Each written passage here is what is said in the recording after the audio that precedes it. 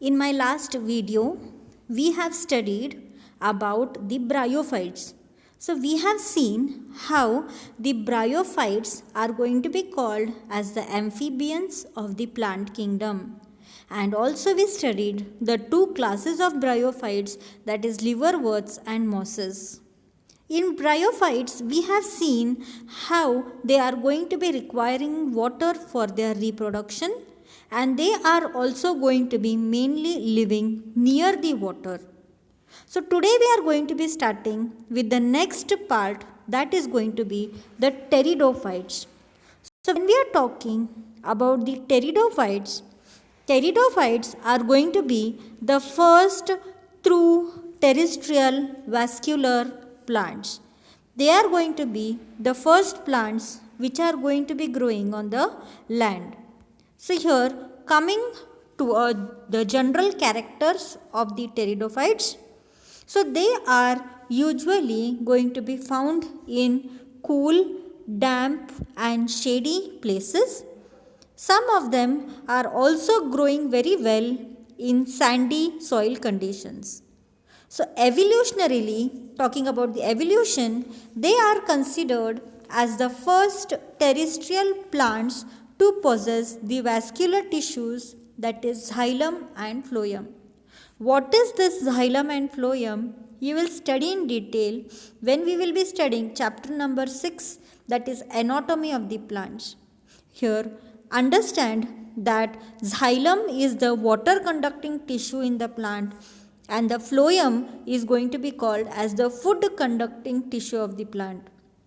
Like we are going to be having nerves in our body to transport the blood, in the same manner, in the plants, they are going to be having the xylem and the phloem to transport the food and water. And this xylem and phloem are going to be called as the vascular tissues. We can see, coming to the somewhat reproduction, if we are talking about the bryophytes, in the bryophytes we had seen that the dominant phase of life was a gametophyte. But in the pteridophytes, the main plant body, that is the dominant phase, is going to be the sporophyte. What is sporophyte? What is gametophyte? You will understand better when we are studying the life cycle or the reproduction of pteridophytes. It is differentiated into through stem, root and leaves. In the bryophytes, they were not differentiated. They had root-like, leaf-like. But here, the pteridophytes are going to be having through, root, stem and leaves. These organs have well-developed, well-differentiated vascular tissues. The leaves in the pteridophytes can be small, which are called as microphyls.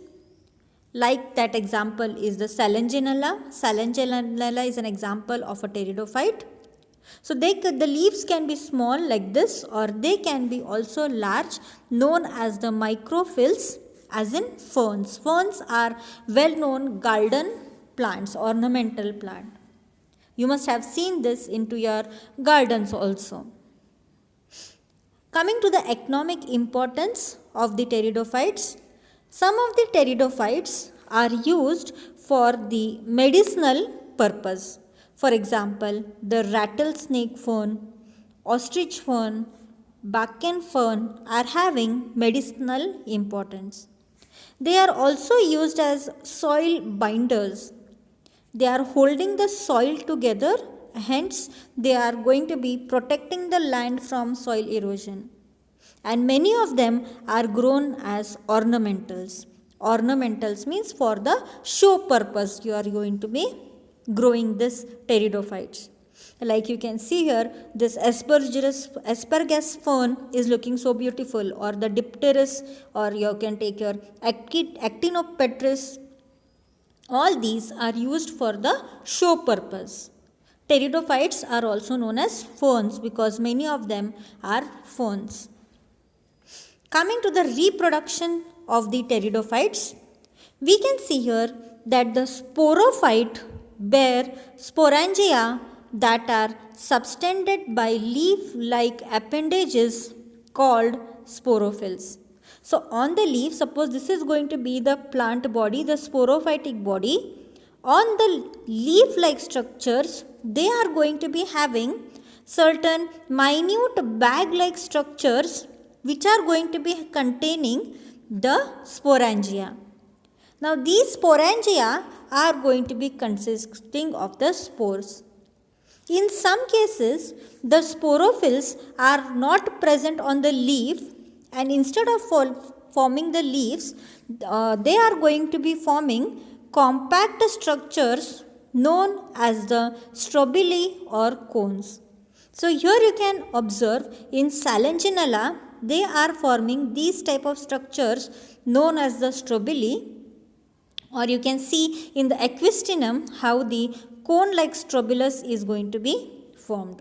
So whatever here in this case they are forming on the leaves, the same thing in some examples they are forming strobili or the cones. Then sporangia that are going to be there, these sporangia are going to be producing the spores by meiosis. Now these spores germinate to give inconspicuous, small, multicellular, free-living, mostly photosynthetic thyloid gametophyte called prothallus. So these sporophytes are going to be producing the spores. These spores are going to be giving rise to the gametophyte. These gametophyte are going to be having the male and the female organs. So gametophytes are going to be something like this, which are going to be small, green, photosynthetic structures. Now, once this prothallus is grown, it requires cool, damp and shady places to grow. It also needs water for the fertilization. And this is the main reason why the spread of the pteridophytes is going to be limited and restricted to a narrow geographical regions. The gametophytes, prothallus, bear male and female sex organs called antheridia and archegonia respectively. So here what is happening, whatever your this thallus is going to be there, prothallus is going to be there, the gametophyte is there, this is going to be having the male and the female organs. The male organ is going to be called as the antheridia, and this antheridia is producing the anthrozoids, and for the transfer it requires the water. And the female part is going to be the archegonium, and the archegonium is going to be containing of the egg. So here you can observe this is going to be a sporophyte. Sporophyte is going to be producing the spores. Spores start to grow and they are forming the prothallus. This is going to be the gametophyte. It is known as gametophyte because it is containing the male and the female gamete. On this, it is going to be having the male and the female structures. The female is going to be archegonium, male is anthrozoids. Antheridium. The antheridium is producing anthrozoids, it is nothing but the sperms. And the female archegonium is producing the egg. So when there is going to be fertilization, the two are going to be fusing, it forms the zygote. So when this zygote is formed, it is going to be when the anthrozoid is going to be fusing with the egg. It forms the zygote, and then this zygote develops into a multicellular, well differentiated sporophyte. So this is going to be how the life cycle of the pteridophytes is going to be there. Now in this pteridophyte life cycle, I can tell you this is going to be the gametophytic phase, whereas this is going to be the gametophytic phase, whereas this is going to be the sporophytic phase. The male and female producing stage is the gametophytic, whereas when the plant is going to be growing, it is going to be called as the sporophytic. I hope now you are understanding little bit what is the difference between the sporophytic generation and the gametophytic generation. Now, most of the pteridophytes produce same kind of spores and hence they are known as homosporous.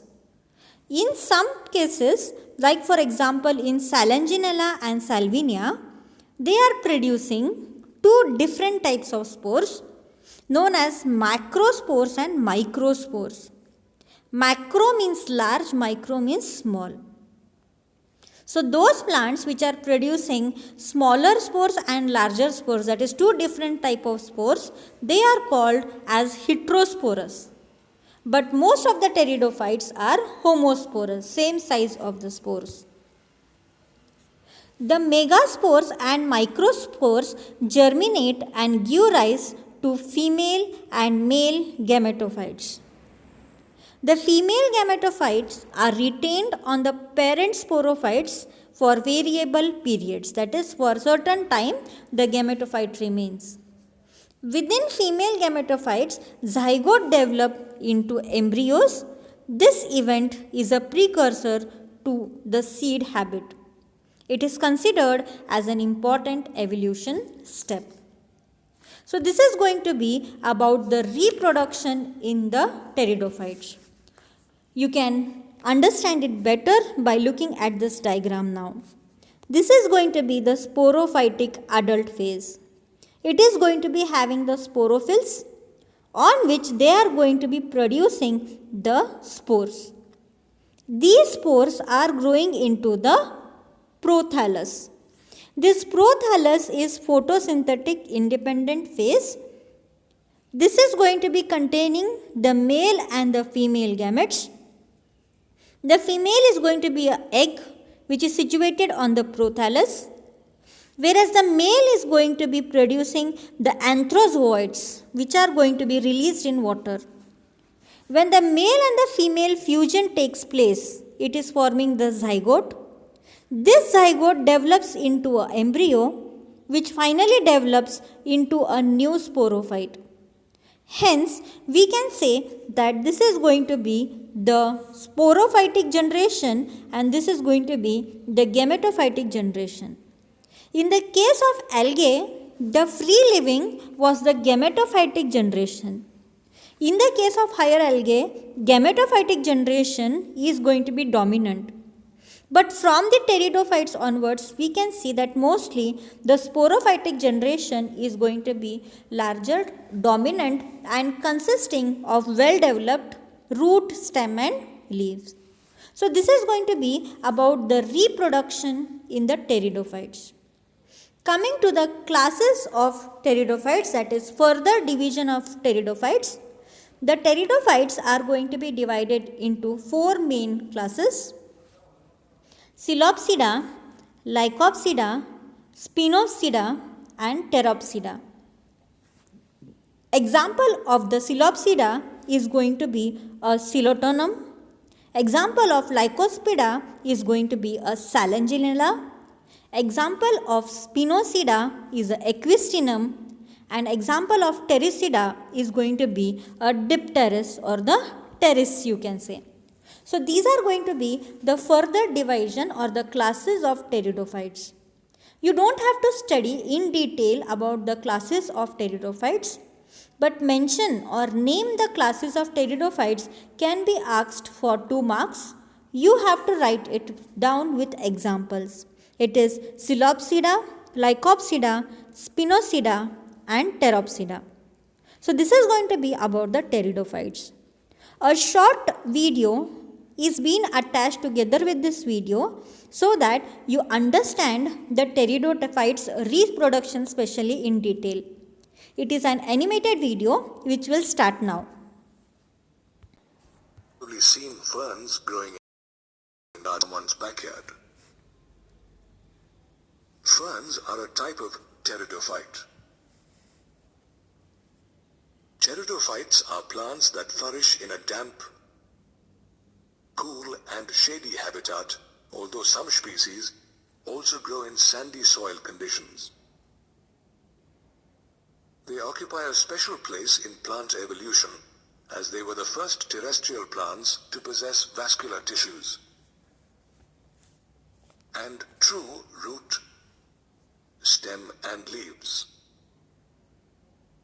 The leaves of a pteridophyte are large as in ferns or small as in the case of Selaginella. Pteridophytes are widely used as ornamental plants, soil binders, and for medicinal purposes. Based on the organization of the plant body, including the nature of the leaf and location of sporangia, they are classified as Coelopsida, Lycopsida, Sphenopsida, and Pteropsida. The life cycle of a pteridophyte begins when the plant body, a sporophyte, bears sporangia, which are subtended by leaf-like appendages called sporophylls. However, in some genera like Equisetum, sporophylls might form distinct and compact structures called strobili or cones. The sporangia produce spores in spore mother cells by meiosis, which germinate into gametophytes called prothallus, a small, multicellular, free-living and mainly photosynthetic gametophyte which grows only in cool, damp and shady places. The prothallus also bears the male and female sex organs, the antheridium and archegonium. The antheridium produces the male gametes called antherozoids, whereas the archegonium produces an egg. When released, zoids travel through water and eventually reach the mouth of the archegonium, where each one fuses with an egg to form a zygote. This zygote develops into a young embryo, which further develops into a multicellular and well-differentiated young sporophyte, and ultimately into a mature sporophyte. This completes the life cycle of a pteridophyte, which is divided into the gametophytic phase and the sporophytic phase, the most dominant phase. Pteridophytes can be homosporous or heterosporous. Homosporous pteridophytes produce spores of similar kind, while heterosporous pteridophytes produce two different types of spores, large or megaspores and small or microspores.